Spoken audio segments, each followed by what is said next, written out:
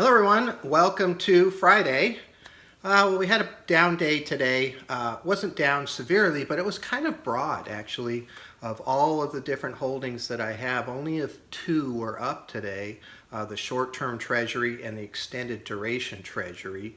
It's very interesting. That doesn't happen too often, but this is earnings season, and so there's a lot of volatility in companies reporting, a lot of cases reporting some pretty good earnings, but maybe a few little pieces, and the market's kind of taking that back.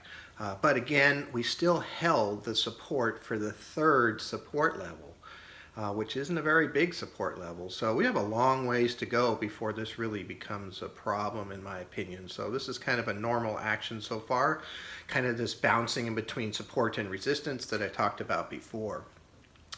And one of the things that is kind of important to understand is kind of what the major trend is and what the minor trend is. So every time you have a downturn, hey, is this going to start a major trend? So one of the ways that I determine trend is the 200-day moving average. So if the 200-day moving average is moving up, then that particular security or the market itself is in an uptrend. If the price is also above an upward moving 200-day moving average, that's a really good sign of an upward trend. So that's where we are right now. We're in an upward trend. So any downturn is a minor move, and so it's a counter move to the major move.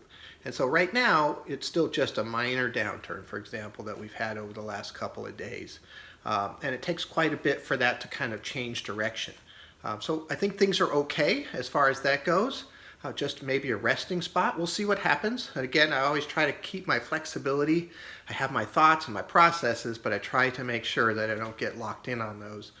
So we can be flexible and react to whatever does happen, but I don't see any significant danger in what's going on right now. So have a great weekend, and I look forward to talking to you on Monday. Thank you.